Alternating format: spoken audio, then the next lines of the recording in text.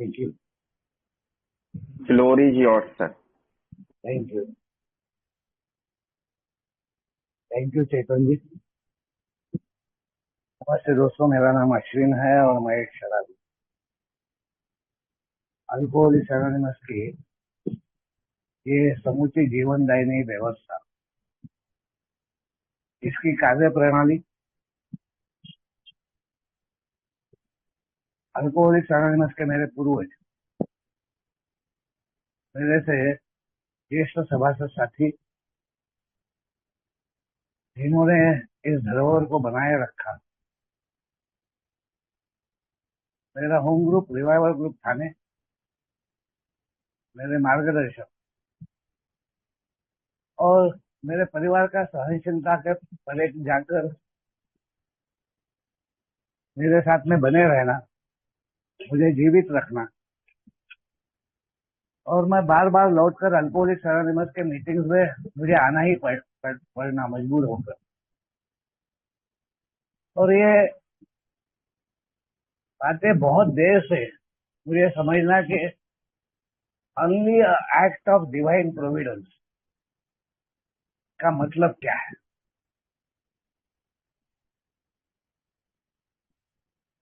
वो मेरे मार्गदर्शक, जिन्होंने कुछ घंटों में मुझे इस शिशु वर्ग में, जो कई सालों से मैं आ रहा था, कुछ घंटों मेरी नैया जो इधर उधर रोते खा रही थी, उसको स्थिर कर दिया। जो हमारे पूर्वज बोलते हैं कि for the foundering vessel of our life, alcoholics anonymous became a bedrock, जहाँ पे जीवन था, जिंदगी थी, और आज मैं जीवित हूँ, आप लोगों के बीच में हूँ। इस सभी कार्य प्रणाली का बहुत बहुत शुक्रगुजार हूँ। ये प्रेरणा कोटा बूंदी ग्रुप के इस ऑनलाइन मीटिंग में मुझे अपने अनुभव कथन का ये जो मौका दिया जा रहा है, इसके लिए बहुत आभारी हूँ।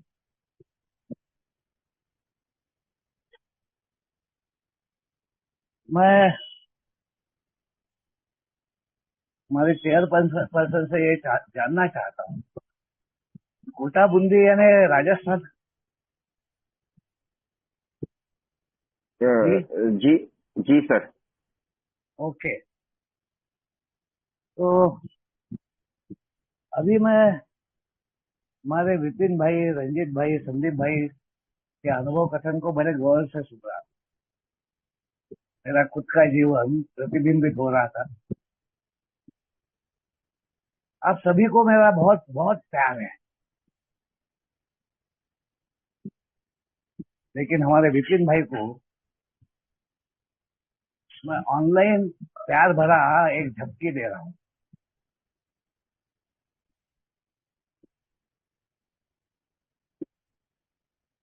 आज जो भी मैं शेयर करने जा रहा हूँ वो पूर्णतः मेरे अनुभव है, और ये विषय मेरे बिल्कुल जहन के करीब से परमपिता से प्रार्थना कर रहा हूँ कि वो भाषा निकले, वो बोल निकले, जिसे लैंग्वेज ऑफ हार्ट बोला जाता है, दिल की भाषा।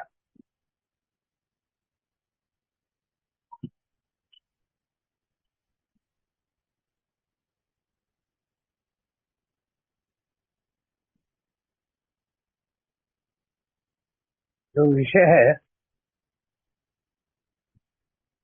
वो बहुत गहरा विषय है, मगर बहुत सिंप्लिसिटी के साथ में, जो हमारे खास करके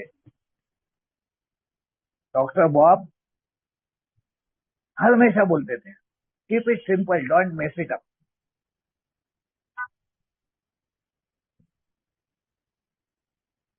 और इसलिए उसको बहुत सिंप्लिसिटी से वो शब्द, वो वाक्य भगवान के द्वारा निकले, यही मैं प्रार्थना कर रहा हूँ।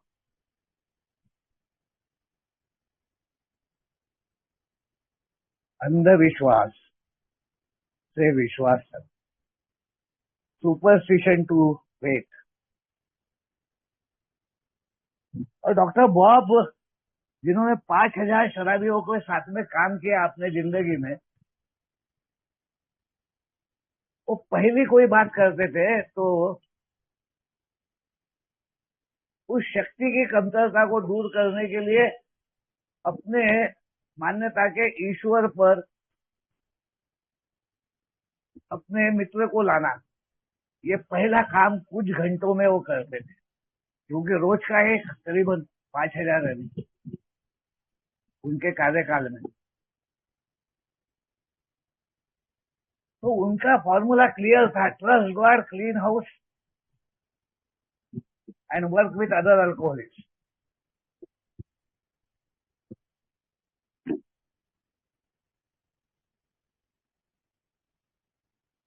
तो अल्कोहलिक्स एनोनिमस की ये मेरी जर्नी जो 17 फरवरी 1988 को चालू हुई, वो कहीं पे तो भी ये बेड रॉक आने से पहले मजबूर होकर, कोई दूसरा रास्ता नहीं था। मैं अल्कोहलिक्स एनोनिमस के इन सभाओं में आके 28 अप्रैल 2008 से एक डी एडिक्शन सेंटर से बाहर आकर, जहाँ पे मेरे 5 डी एडिक्शन सेंटर, 3 बार lockup, 3 suicidal attempt, 15 ECT shocks, वो 20 साल में हो गए। तो क्या हमारे पूर्वज जो बोलते हैं कि हमें पूर्व सूचना मिलती है, या कुछ तो भी अघटित होने वाला है, कुछ तो भी बुरा होने वाला है, कुछ तो भी मेरे साथ में कुछ तो भी कांड होने वाला है, ओमनियस वार्निंग बोला गया है। बिल साहब अपने अनुभव कथन में कहते हैं कि बहुत पहले मुझे मेरे जिंदगी में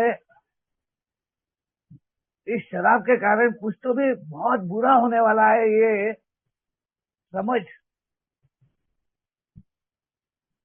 ये चेतावनी आ गई थी। और मुझे भी 1982 में मैंने तीसरी मर्तबा जब शराब पी, उन 2 हादसों के बाद में, कि पहली मर्तबा मैंने 1968 में एक पिकनिक में मेरे दोस्तों के साथ में शराब पी, और वो खास दोस्त जिनके साथ में मैंने जीने मरने की कसमें खाई थी, वो हमारे 4 जन का ग्रुप, वहां पे 3 नदियों का संगम था, और वो शराब की एक बोतल, एक छोटी नींद, क्वार्टर, पौवा, जो भी आज मैं उसको संबोधित करूं, क्योंकि मैं कितनी पिया, कहाँ पिया, कैसी पिया, इससे कोई मतलब नहीं है। मेरे जिंदगी में वो अनेक चेतावनियां, अनेक दुर्घटनाएं, अनेक घटनाएं, अनेक ऐसी बातें घटने के बावजूद मैं वो साहसिक कृत्य करता हूँ, वो एडवेंचर करता हूँ, जो संभवतः कोई दूसरा व्यक्ति नहीं करेगा। शराब पीने वाला कोई दूसरा व्यक्ति, हैवी ड्रिंकर भी होगा तो एक एक चेतावनी आ गई, एक दुर्घटना घट गई, एक वार्निंग आ गई, काम पर से, समाज से, परिवार से, हेल्थ से, फाइनेंस से, कोई भी एस्पेक्ट से, तो वो अपनी शराबखोरी को रोक देगा, क्योंकि उसको फिजिकल एलर्जी नहीं है। वो मानसिक भाग बहुत जल्दी वो ओवरकम कर लेता है। He is not mentally obsessed, वो वशीभूत नहीं है।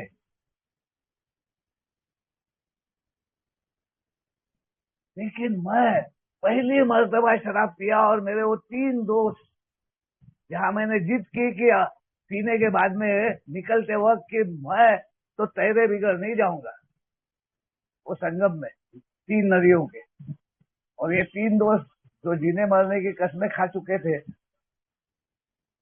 वो तो मेरी बात के मुताबिक मेरे साथ में तैरने को उतरे और तीनों डूब गए।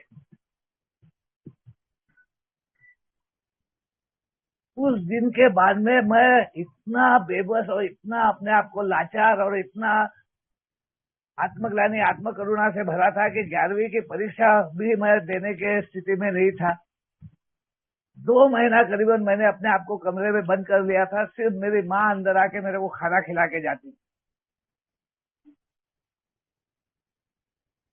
मगर 2 महीने के बाद में मैं कैसा अचानक उठा, बाहर आके मैंने बोला, अरे मेरी परीक्षा है। बोले हाँ। बोले अब जाने दे, ड्रॉप ले ले। मैं बोला नहीं, मैं तो परीक्षा को बैठूंगा। जिद्दी हटखोर, और परीक्षा में बैठा और फर्स्ट क्लास में पास हो गया।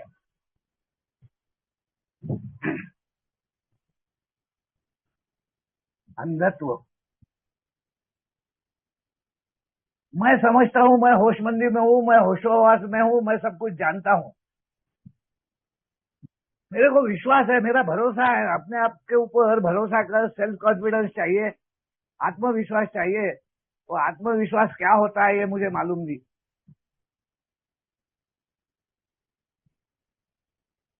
मगर वो सुनी सुनाई बातें जो मेरे भाई बोल रहे थे कि बचपन से कुछ बातें मेरे जहन पे इस कदर प्रतिबिंबित हुई थी, लिखी गई थी कि तू पुरुष है, तू मर्द है, तू कमजोर नहीं होना चाहिए, तू हारना नहीं चाहिए, तू अव्वल रहना चाहिए, तू हर हमेशा ऊपर रहना चाहिए, तू कभी नीचे नहीं आना चाहिए, तू परफेक्ट होना चाहिए।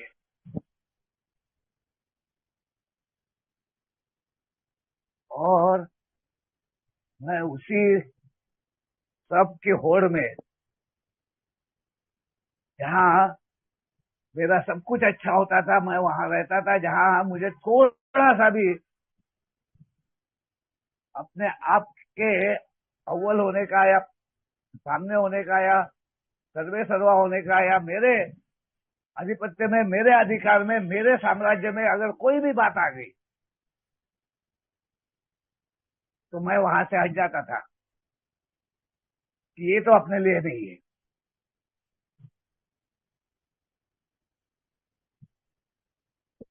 उस दिन के बाद में 72 में कॉलेज के इलेक्शन में मास्टरमाइंड था, क्योंकि मेरा तो दिमाग ही ऐसा था कि मैं तो सब तरफ हावी होना ही जानता था। सीनियर्स के अगेंस्ट में मैंने पैनल खड़ा किया, पैनल का पैनल चुन के आया। प्रोफेशनल कोर्स में था मैं, कैंपस एरिया था, और कैंपस एरिया में धूमधाम, बैंड बाजा, गुलाल और है जल्लोष, और सब मेरे को सर पे लेके नाच रहे हैं। वो पहले इंसिडेंट के बाद में मैंने ये तय कर लिया था कि मैं जिंदगी भर कभी शराब को हाथ नहीं लगाऊंगा। मैंने अपने 3 दोस्तों को खोया है।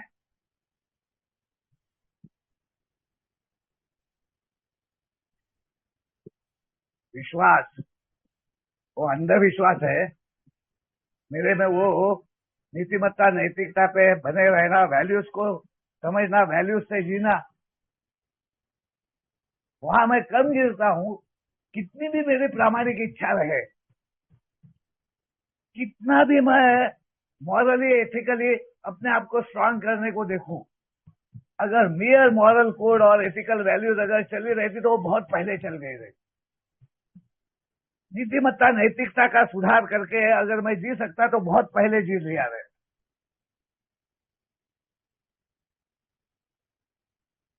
और इलेक्शन के उस धूमधाम में मैंने देखा कि कई लोगों के हाथ ऐसे पीछे बंधे हुए हैं, और उसमें बॉटल्स है, किसी के रम है, किसी की वोडका है, तो किसी की जीन है, तो कौन सी बॉटल थी मुझे मालूम नहीं। मैंने आओ देखा ना ताओ, जिसके हाथ में दिखी उसके हाथ से मैंने ली, खींची, मुंह को लगाई और कोरी की कोरी पीते गया। और ब्लैकआउट, क्या कर रहा हूँ क्या नहीं कर रहा हूँ, एंटी सोशल हो गया हूँ। लोगों को रास्ते पे मैं हंगामा कर रहा हूँ, गाड़ियां रुक गई है, पुलिस कंप्लेंट हो गई, पुलिस आ गई, लेकिन पूरा जमावड़ा कैंपस एरिया का इस प्रकार था कि कोई मेरे तक पहुंच नहीं पाया, क्योंकि सबने मुझे घेर के संभाल के कैसे तो भी हॉस्टल में लाया और हॉस्टल के रूम में मेरे को सुला दिया, जबकि मेरा खुद का घर था, घर जाने को होना था। मैं बेहोशी के आलम में वहीं पे पड़ा था। मेरे बाजू में एक थाली रखी थी। सवेरे जब मैं होश में आया तब देखा कि वो थाली को मैंने हाथ भी नहीं लगाया है। और मैं बोला, अरे यार अब क्या घर में जाके बताऊंगा मैं रात में कहा था क्या था। मैनिपुलेशन, झूठ बोलना, डर, अनेक बातों से मैं भरा हुआ था। 72 के बाद में बहुत शर्मिंदा होकर एक अच्छी खासी नौकरी से, जो मेरे प्रोफेशन की थी, बॉम्बे में अपनी आदतों के कारण, अपने चाल चलन के कारण, अपने खुद के उसका मेरा जॉब से कोई संबंध नहीं। मेरी बाहर की दुनिया, इजी मनी, ये अब मेरे को जल्दी से अमीर बनना था, शादी करना था, फ्लैट लेना था, सब वाट लगा दिया। सुसाइडल अटेम्प्ट हो गया, बच गया। मुझे बहुत पूछा गया जॉब पे कि क्यों, क्या हो गया, तुम्हारा सब रिकॉर्ड अच्छा है, तुम इतनी प्रगति कर चुके हो, you are head of one of the department, क्या हो गया है। स्विट्जरलैंड का मेरा बॉस, जो 2 मिनट बात नहीं करता था मेरे साथ में, 2 घंटा बैठा, मेरे लिए 2 कॉफी बुलाया, क्योंकि मेरे भीतर की वो गड़बड़ी, वो मेरा भयानक चेहरा कभी सामने नहीं आता था। मैं तो वो चेहरा सामने लाता था जो लोगों को पसंद आए, लोगों को अप्रिशिएट मिले, मेरी वाहवाही हो, मेरे को बड़प्पन मिले। और मैंने यही कहा कि no sir, I want to go back to Nagpur. मैं उस वक्त नागपुर में था। कैसा तो भी मैं रेलवे स्टेशन पे भी चक्रे मार रहा था कि कूद जाऊं कोई गाड़ी के नीचे। उस वक्त रेलवे से जाने वाले लोग छोटी छोटी किताबें, भगवत गीता, अरे इसकी पलटे, उसमें से भगवत गीता का एक छोटा सा पन्ना मेरे पैर के पास में आके रुक गया। मैंने उसको उठाया, क्या लिखा था आज मुझे याद नहीं, मगर मेरा मरने का विचार खत्म हो गया, निकल गया। मैं वहां से घर पहुंचा, मेरे पिताजी ने मेरे को बिजनेस दे दिया, मेरी शादी करा दी। मेरा जो लव मैरिज था वो तो उसकी तो वाटी लग गई थी, क्योंकि ऐसे चाल चलन वाला या ऐसे चरित्र वाले व्यक्ति से कौन शादी करेगा। मेरी शादी हो गई, और शादी के बाद में मेरे जिंदगी में मेरे दोस्तों के साथ में, आजू बाजू के जो दुकानदार लोग थे उनके साथ में, एक शनिचर के दिन में मेरे को पूछा गया, ऐसा हाथ की उंगली करके 2 उंगलियां ऐसी छोटी, जो बोलते हैं ना पेग, लेंगे क्या आप थोड़ा सा। मैं बोला हाँ बिल्कुल। मेरे जिंदगी में 2 बार क्या घटनाएं घटी है ये भूल के, ये याद भी ना आके, मैंने हाँ क्यों नहीं करके बोल के, और स्टूडियो का डार्क रूम, वो लाल लाइट, वो चकना, वो रम की बोतल, और चंद दिनों में मेरा बार में बैठना, चंद दिनों में मेरा सवेरे शाम पीना चालू होना, चंद दिनों में मैंने 60 किलोमीटर मेरे बच्ची को सामने खड़ा करके लूना पे लेके आना, कि मेरी बच्ची ससुराल को चले गई थी, ससुर जी और सासू जी उसको लेके गए जिद करने के बाद में, और मैंने खाने के थाली ऐसी सरका दिया। दूसरे को खाना खाने जब घर गया, बच्ची को नहीं देखा, मैंने बीवी को उल्टा पलट कुछ भी बोल दिया और थाली सरका के मैं बोला, पागल हो गई क्या, वो बच्ची के बगैर मैं रह नहीं सकता, तूने भेज दिया, मैं जा रहा हूँ उसको लेके आ रहा हूँ। और मैं गया, और शाम को 6:30 बजे उसको लेके निकला, किसी को मालूम नहीं। मैंने लूना वो बाजू में दूर में खड़ी कर दी थी, भंडारा से नागपुर 60 किलोमीटर। मैं वो 3.5 साल के बच्ची को सामने खड़ा करके लाया। उसने चॉकलेट के लिए बोला, मैंने चॉकलेट लेने के लिए करके मैं दुकान में गया। बाजू में वाइन शॉप था, वहां से मैंने कप बॉटल लेके जेब में डाली, मुझे याद नहीं, उतना याद है, बाकी आगे में क्या हुआ मुझे याद नहीं। मैं रात के 2:30 बजे घर पहुंचा। उसकी वाटर बॉटल में मैंने शराब डाल दी थी। वो बच्ची थर थर कांप रही थी, ऐसा मेरे बीवी ने दूसरे दिन बताया। वो रो रही थी, बच्ची को अपने लैप में रख के, और मेरा छोटा वो उसके कंधे पे थी बच्ची, और मेरा छोटा लड़का 1 साल का उसके गोद में था, 1.5 साल का। मैं शराब से ग्रसित हूं, मैं शराबी हूं, मैं अल्कोहलिक हूं, ये बात मैं समझ चुका था। अनेक प्रयत्न चालू हो गए थे मेरा, और एक सुसाइडल अटेम्प्ट हो गया। मैंने अपने वेन्स को काट डाला था, और घर वालों ने मजबूर होके साइकेट्रिक ट्रीटमेंट चालू किया। नागपुर का जाना माना साइकेट्रिस्ट, उसने कहा मेरे से बात करने के बाद में कोई बड़ी बात नहीं है, इनको डिटॉक्स करेंगे, इनका काउंसलिंग करेंगे, he will be all right. क्योंकि मैं खुल के भीतर से अपने आप को पूर्णतः व्यक्त कहाँ कर पाता हूँ। कोई मेरे विश्वास को कहाँ जीत पाता है, कोई जीत ही नहीं पाता ना मेरे भरोसे को, मेरे विश्वास को, क्योंकि मेरे पास में वो विश्वास ही नहीं है। मेरा तो अपने आप के ऊपर विश्वास है, अपने आप के ऊपर भरोसा है, अपने कर्तृत्व पे है कि मेरे को कोई, मैं किसी के सामने खुलकर कभी ये बोल ही नहीं पाया कि नहीं मेरे से नहीं होता, मैं नहीं कर सकता, मेरे को मदद कीजिए। और वहां पे एडमिट होने के बाद में वहीं पे मैंने उसी अस्पताल में, प्राइवेट अस्पताल में, एक के पीछे एक, एक के पीछे एक, क्योंकि उस दिन मेरे बच्ची का जन्मदिन था, 16 फरवरी 1988। एक के पीछे एक मैंने 3 बॉटल लाके बाथरूम में जाके गटक गटक गटक घिसक लिए, और बाद में पता चला कि वार्ड बॉय को कि मैं दारू पी रहा हूँ। डॉक्टर से बात हुई, सबने मेरे को जबरदस्ती पकड़ के बेड पे दबा के रखा, मेरे को एक नींद का इंजेक्शन दिया गया।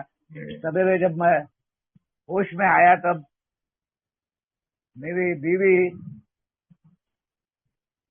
मेरे सदमे में एक कुंटे में खड़ी थी। मेरा भाई, बड़ा भाई जिसने मुझे एडमिट किया था, वो सर पे ऐसा हाथ रख के दूसरे कुंटे में खड़ा था, और 2 अनजान व्यक्ति मेरे बाजू में बैठे थे। अब मैं ये सोच रहा था कि क्या हुआ यार, मैंने क्या किया, अब कौन सी नौबत, क्योंकि अनेक घटनाएं घट चुकी थी जब मेरे को मालूम ही नहीं होता था कि मैंने क्या किया, कब किया, कहां से किया, कैसा किया, मैं कहाँ गया था, कहां से आया, किसने लाया, कुछ याद नहीं आता था। और उन्होंने कहा अश्विन अश्विन अश्विन रिलैक्स, और अपना परिचय देते हुए उन्होंने अपना परिचय उसी प्रकार दिया कि हम अल्कोहलिक्स एनोनिमस के सदस्य हैं, और आपसे थोड़ी बातचीत करना चाहते हैं। अपने शराबीपन के बारे में बताते हुए उन्होंने कहा कि हम आपको बहुत चाहते हैं, आज हमारा एक बहुत अच्छा कार्यक्रम है, उसमें आप आइए। मैं बोला मैं क्यों आऊं, मेरा तो इलाज हो रहा, मेरे को डॉक्टर अच्छा करने वाला है, मेरे को कोई आवश्यक, जबकि मैं उनकी हर बात से अंदर बोल रहा था कि हाँ यार ये मेरे साथ में हुआ। मैं ये बोल रहा था, मेरे भीतर से ये आवाज आ रही थी कि हाँ अश्विन, इसी प्रकार की सोच तेरी भी है, इसी प्रकार की मानसिक अवस्था तेरी भी है। ये भी बात आ रही थी कि अगर ये ठीक हो सकते हैं तो तू भी ठीक हो सकता है। मगर वो बीमारी बता रहे थे, वो शराबीपन के बारे में बता रहे थे, और वो शराबीपन के बारे में बताने के बाद में मेरे मन में आ रहा था, शराबी यानी क्या, गया हुआ आदमी, फालतू आदमी, समाज से निकला हुआ आदमी, कोढ़ी आदमी, बेदखल हुआ आदमी, वो सोशल स्टिग्मा जो मैंने जिंदगी भर देखा था करके, मैं तो शराबी नहीं हूँ, मेरे समान शराबी मर जाएगा, मगर यही सोचते रहेगा कि एक ना एक दिन मैं इनको बता दूंगा कि मैं क्या हूँ।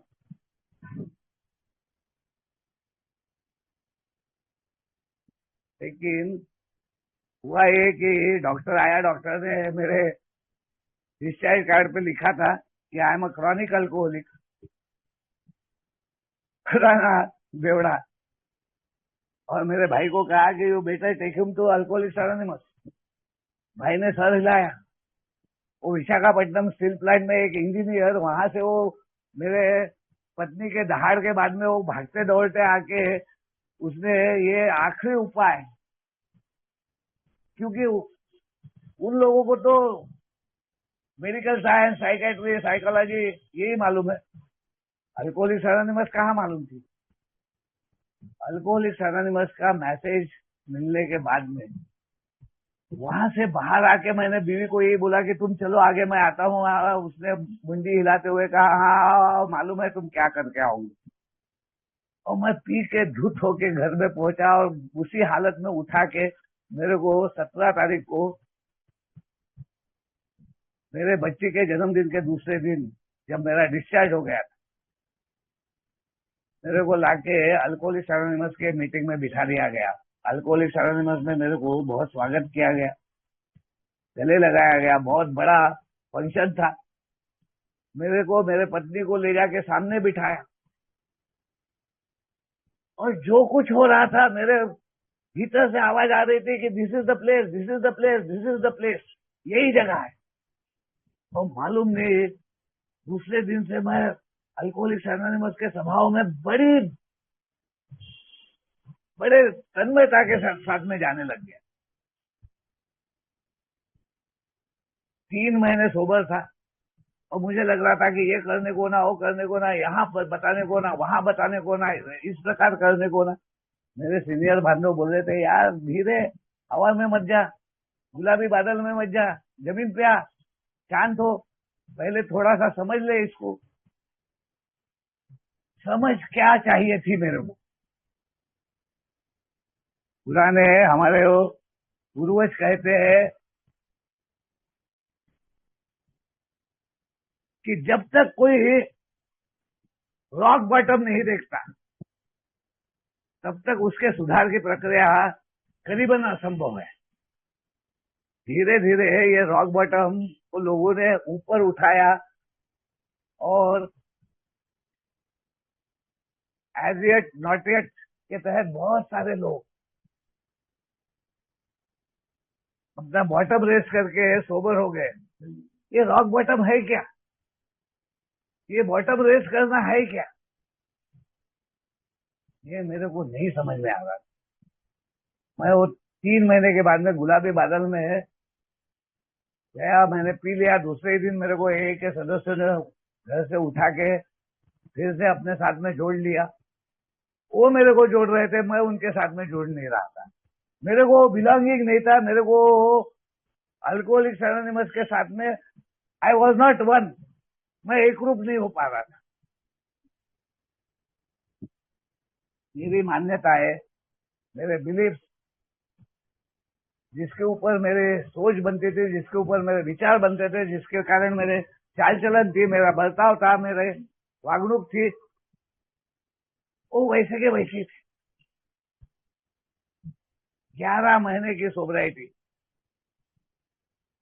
My second relapse. यहाँ मुझे उस रिलैप्स के बाद में डिहाइड्रेशन सेंटर में तुरंत जाना पड़ा, 3 दिन में, 4 दिन में, क्योंकि एक बार गले से उतरने के बाद में मेरा इतना धुआंधार पीना चालू हो जाता था कि मालूम नहीं। वो जो बोला जाता है कि honestly if I think that I should not drink, पूर्ण ईमानदारी से मैं ये सोचता हूँ कि मैंने नहीं पीने को ना, मैं नहीं पीऊंगा, फिर भी मैं जाकर पीता हूँ। और जब पीता हूँ तब उसके ऊपर मेरा कोई नियंत्रण नहीं रहता। Then I am a real alcoholic. ये रियल अल्कोहलिक, बॉटम हिट करना, वो अंधेरे में चले जाना, पूर्ण अंधत्व हो जाना, विश्वास का टूट जाना, वो अंधविश्वास है ये ध्यान में आना, अपना भरोसा खत्म हो जाना, सेल्फ कॉन्फिडेंस खत्म हो जाना, पूर्णतः निराशा नैराश्य में आ जाना। ये क्या है? ये है जीने मरने का बाद। अगर मेरे को कैंसर हुआ रहता, बीमारी की मान्यता, बीमारी के तरह मुझे ये 20 साल लगे बीमारी की मान्यता देने को। 5 डी एडिक्शन सेंटर, जैसे मैंने कहा 5 डी एडिक्शन सेंटर, 3 बार lockup, 3 suicidal attempt, 15 ECT shock, एक इमोशनल टर्मोइल, और 11 महीने के बाद में मैं शराब पी गया, जबकि मेरा बर्थडे वगैरह सब सेलिब्रेट करेंगे करके मेरा ग्रुप बहुत उत्सुक था। वहां से डी एडिक्शन सेंटर से आके फिर से सोबर हुआ, 7.5 साल सोबर, सब जिम्मेदारियां ले रहा हूँ, ग्रुप्स में अलग अलग जिम्मेदारियां लेके, इंटर ग्रुप में अलग अलग जिम्मेदारियां लेके, कई लोगों तक मैसेज ले जाके सब किया है, मगर बिलोंगिंग ही नहीं। वो जो रियल अल्कोहलिक को जीने मरने का सवाल आता है, जीने मरने का सवाल आने के बाद में वो जैसा मुझे ये महसूस होना कि यार किसी ने तो भी मेरे को फांसी चढ़ा दिया है, मैं फांसी का गुनाह मैंने नहीं किया है, मेरे को बचा लो यार, मेरे को जिंदा रहना है। I want to just live this life, क्योंकि मरना कोई नहीं चाहता, वो सर्वाइवल इंस्टिंक्ट काम करता है, भले वो उपजत प्रवृत्तियां किधर भी चले जाए, कुछ भी हो जाए, लेकिन सर्वाइवल इंस्टिंक्ट काम करता है। 7.5 साल से 4.5 साल, फिर 1 साल हो जाता था, मैं 2 साल कंप्लीट नहीं कर पाता था।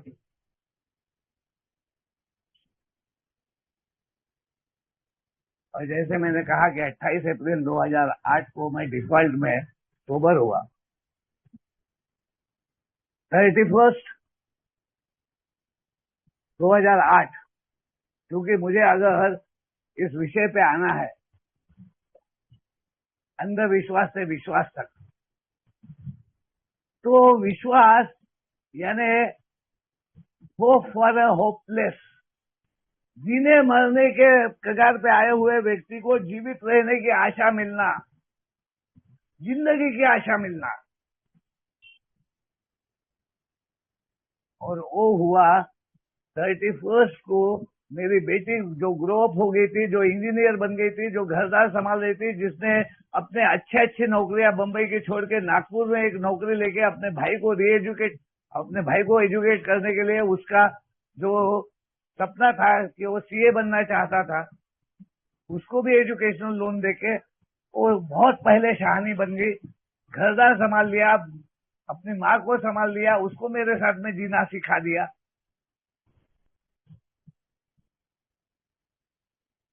और मुझे जीवित रखा। आज वो दुबई में है, शादीशुदा है, उसके जुड़वा बेटे हैं जो करीबन 14 साल के हैं।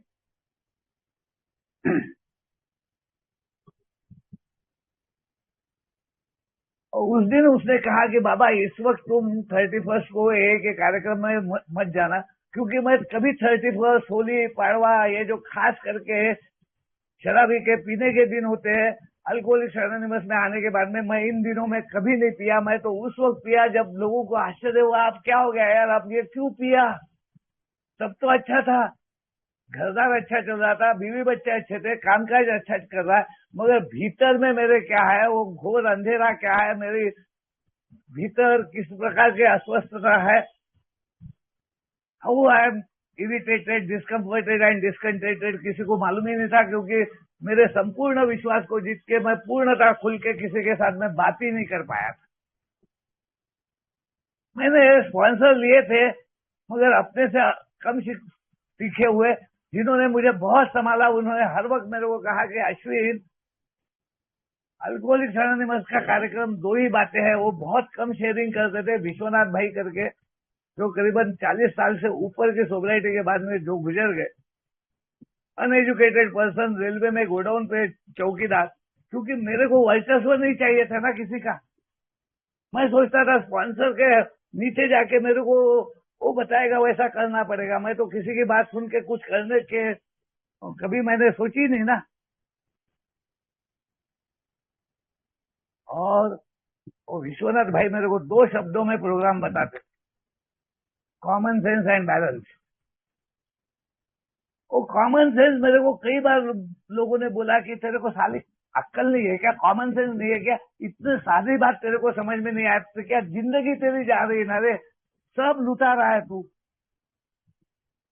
मगर वो अल्कोहलिक ही क्या जो सब कुछ लुटा के भी होश में आए, और होश में आके भी क्या करूंगा, सब कुछ लुटा के होश में आए तो क्या किया।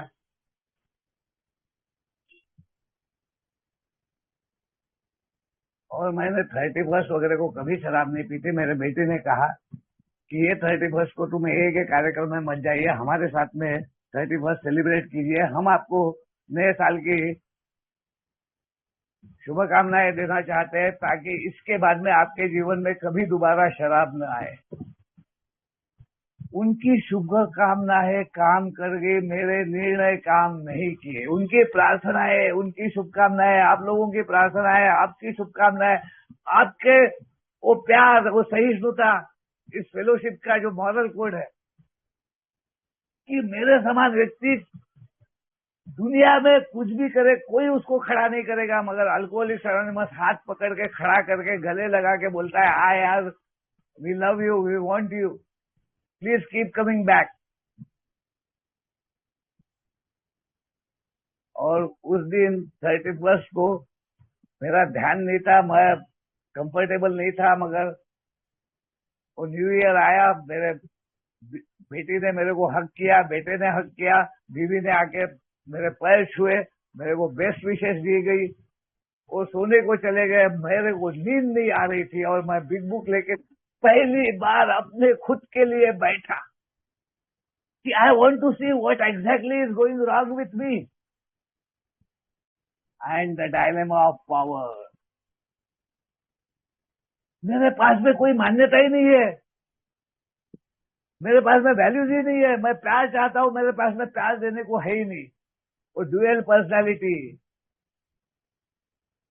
वो परफेक्शनिस्ट नेचर, वो पहले के 3 पर्टिनेंट आइडियाज के पहले की सब बातें जैसी की वैसी मेरे जहन में भीतर तक उतर रही थी, और भीतर से मेरे आवाज आ रही थी कि yes, I am a real alcoholic.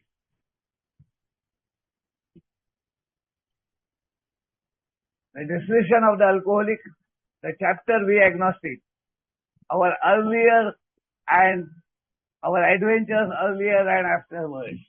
मैं एडवेंचरस हूं ना, मुझे बेहोशी नहीं चाहिए, मुझे एडवेंचर चाहिए,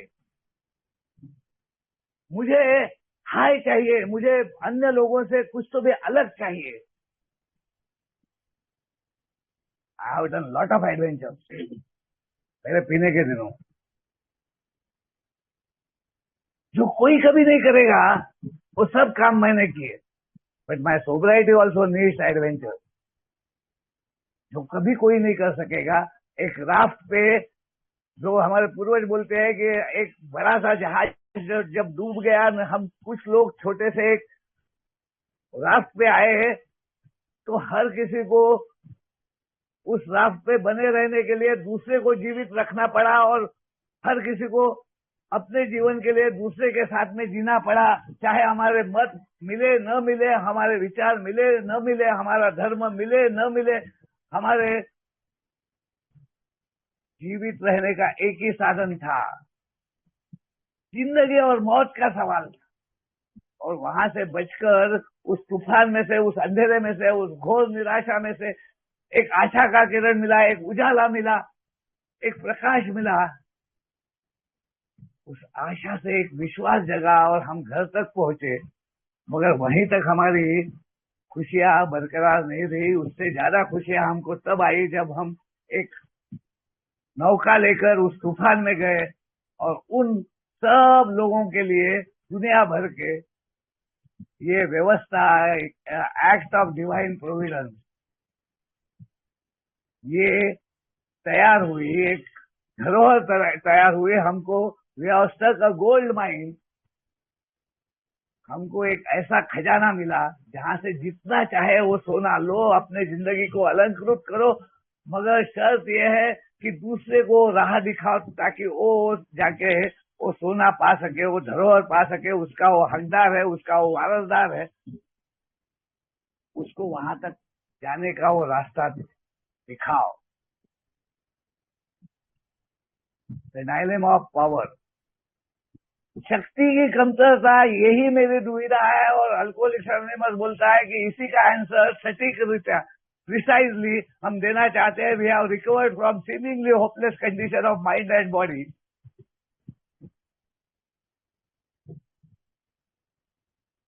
और ये हमारा प्रयास है कि हम बिल्कुल सटीक रीत्या उन लोगों को ये बताएं कि हम कैसे ठीक हुए, with the power, a power greater then ourself.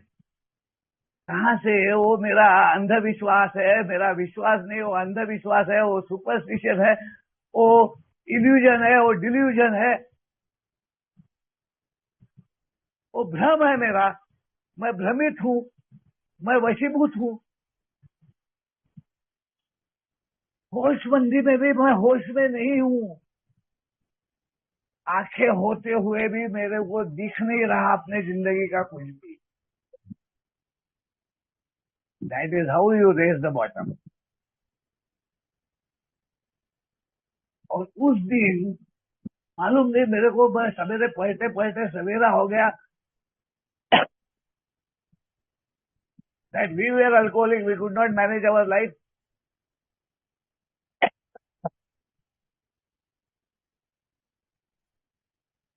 No human power would save us. God could and would if he sought. God क्यों? क्योंकि I need the power to the my spirit. ये आत्मा की बीमारी, यहाँ पे स्पिरिचुअल बैंकरप्सी, नीतिमत्ता, नैतिकता, मेरे अवगुण, मैंने क्या किया क्या नहीं किया, मैंने कहा उलाढाल की, that was my past. I am not a bad man, I am not a mad man, I am a sick man. वो मेरा मैं है, जो मैं अपने आप को समझ रहा हूँ, वो मैं हूं ही नहीं। ये इसकी शुरुआत वो 1 जनवरी 2009 को हुई, जब मैं बिल्कुल तड़प कर मैंने ये अपने आप में डिसाइड किया कि एक मॉर्निंग मीटिंग सुप्रभात करके नागपुर में चालू हो गई थी, जो 14-15 किलोमीटर मेरे से दूर थी, मैं जहां रहता था। और मैं मॉर्निंग में तैयार होकर एक फूटी फूटी लूना इधर उधर के पार्ट जोड़ के, ना लाइसेंस है, ना गाड़ी के पेपर है, ना नौकरी है, ना काम धंधा है, सब गया हुआ, ऊपर तक पहुंचा हुआ, कई बार कई मरतबा। मगर जब गिरा तब ऐसा गिरा कि जहां था वहां से कई गुना नीचे चले गए।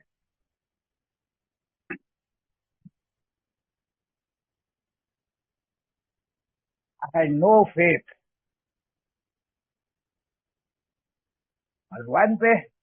मैं हर मंदिर, हर गुरुद्वारा, हर मस्जिद, हर कहाँ कहाँ गया, चर्च, ये वो, मेरे को लगता था मैं ईसाई धर्म ले लूं, मैं मुसलमान बन जाऊं, मैं धर्म बदलू, मैं जगह बदलू, मैं फलाना करूं, मैं अलाना करूं। कुछ काम का नहीं था। एंड दैट डे, 1 जनवरी 2009, मैं सवेरे तैयार हो रहा था नहा धो के। ऐसे ही तैयार हुआ, बीवी उठ गई थी। बीवी ने कहा कहाँ जा रहे हो? मैं बोला ऐसे ऐसे मीटिंग है, मैं जा रहा हूँ, पहली मरतबा मॉर्निंग मीटिंग। तो बोले ठीक है, मैं आपके लिए नाश्ता बना देती हूँ। मैं बोला नहीं, नाश्ता बनाऊंगे तो देर हो गया। अच्छा तो चाय पी लीजिए। सबका व्यवहार अच्छा, सब मेरे से प्यार कर रहे हैं, सब मेरे को बनाए रखने को देख रहे हैं, सब मेरे को चाह रहे हैं। मैं जब खुद को ही नहीं जानता, खुद को ही नहीं समझता, खुद को ही नहीं पहचानता, खुद को ही नहीं चाहता, तो मैं और किसी की चाहत को क्या समझूंगा?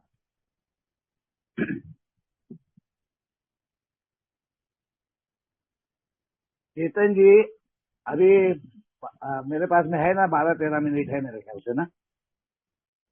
जी ले लीजिए सर आप। तो उस अवस्था में मैं चाय पी के निकला। मुझे वो मीटिंग कहाँ होती मालूम नहीं था, मगर शेषराव काका करके नागपुर के एक सीनियर, वो आज इस दुनिया में नहीं है, उनका घर मुझे मालूम था। उनको मैं बहुत करीब से जानता था। मैं बोला उनके घर जाता हूँ, क्योंकि वो उस ग्रुप के फाउंडर मेंबर थे।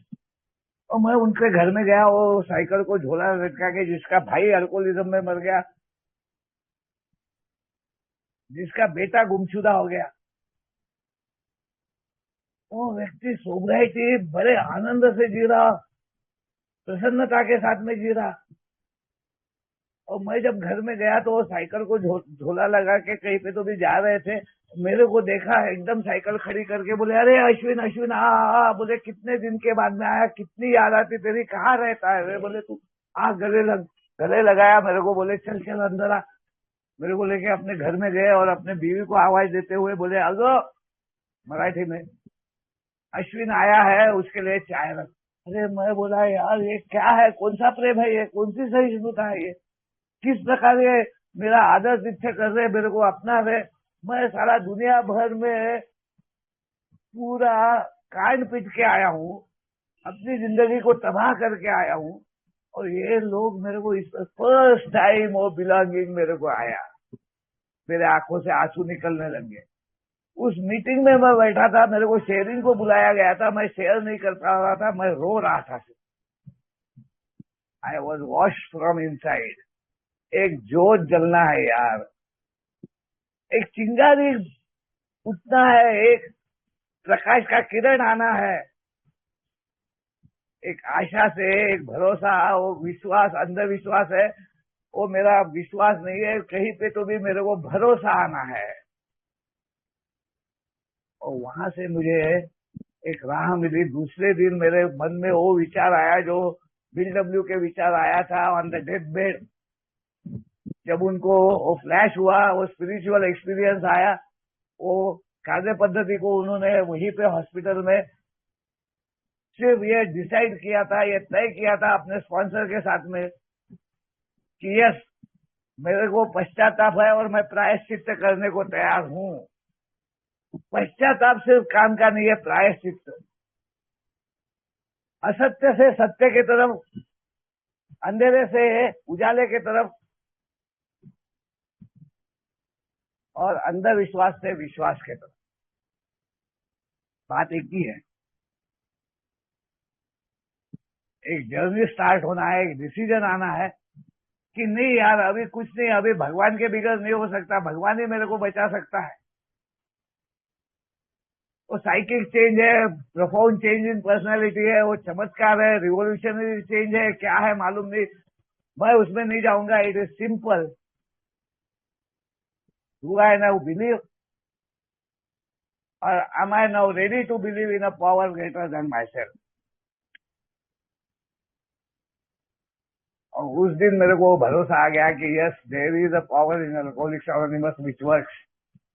अल्कोहलिक्स एनोनिमस में वो शक्ति मेरे को दिखी। और दूसरे दिन मेरे मन में करीबन 1 किलोमीटर रह गया था मीटिंग के लिए, वहां पे एक सफरिंग अल्कोहलिक का थॉट आया कि यार वो अगर मेरा घर बंदा जो मेरे घर के पास में रहता है, जिसको 4 साल पहले मैंने मैसेज दिया था, मैं रिलैप्स हो गया और उसके हालत में देख रहा था, घरदार से टूट गया, बीवी बच्चे निकल गए, काम धंधे बंद हो गए, रोज पी रहा, रास्ते से रेंगते हुए जा रहा। मैं बोला वो बंदा अगर आने को तैयार हो जाता तो अपने को एक साथी मिलेगा। I wanted to live sober and I wanted a suffering alcoholic. Default में हुआ। और वहां से मैं 14 किलोमीटर वापस आया। नॉर्मली मेरा थिंकिंग ये रहता है कि यार कल चले जाऊंगा, अभी नहीं तो कभी नहीं, और यहाँ से नहीं तो कहीं से नहीं। That started with me. और मैं जो वापस गया और उसके घर गया, उसके घर की हालत देखा, मैं अल्कोहलिक्स एनोनिमस के कार्यक्रम को एक ही बात बोलूंगा, pain is the touchstone to recovery. No pain no gain. अगर मेरे को पेन ही नहीं समझ में आता, क्योंकि मेरी चेतना ही नहीं है, मेरा चैतन्य नहीं है, मेरा होशबंदी नहीं है, मैं होशोआवाज नहीं हूं, तो मेरे को अल्कोहलिज्म का पेन क्या समझने वाला है। जब मैंने वो अल्कोहलिज्म का पेन देखा, कपड़े बिखरे हुए, बाटली पड़ी हुई, खरकटे बर्तन, कोई घर में नहीं, आड़ा टेढ़ा सोया हुआ, और मैंने उसको हाथ लगा के उठा के बोला, चलता क्या मीटिंग? और उसने बोला, अरे अंकल, हाँ चलता हूँ ना। और वहां से उसका मेरे साथ में जुड़ना, मैंने हर कोई कोशिश करना, कोई भी कामयाब नहीं होना। और मैंने हाथ जोड़ के भगवान से कहना कि अब तू ही देख, और उसको कहना कि बाबा मेरे से हो गया, अब तू जैसा भी है तू एक मीटिंग में आ। 1.5 साल गुजर गया, जो बिल के साथ में हुआ कि बिल 6 महीने सोबर रहा, मैं 1.5 साल सोबर रहा, फिर 5 साल सोबर रहा। और 5 साल के बाद में मुझे बम्बई आना पड़ा। मेरे को पावर ऑफ अटर्नी दे दी मेरे बेटी ने और जवाई ने। वो दुबई चले गए, उनकी प्रॉपर्टी मेरे इसमें थी। एक इमोशनल टर्मोइल, क्योंकि मेरी वैल्यूज, बहुत सुंदर बात है वो जो आखिरी में वो बात शेयर करके कि मेरे स्पॉन्सर ने किस प्रकार एक झटके में मेरे को अंधेरे से उजाले में लाया, असत्य से सत्य में लाया।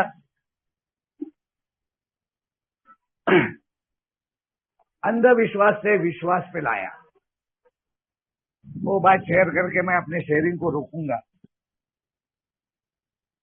अगर डिसीजन है और चौथा पांचवा कदम नहीं है तो चौथा पांचवें कदम में मेरा मार्गदर्शक मेरे को दिखा देता है कि मेरी वैल्यूज क्या है, किस प्रकार मैं पूर्णतः निराधार हूं, मेरे पास में कोई आधार ही नहीं है। और वो मैं सिर्फ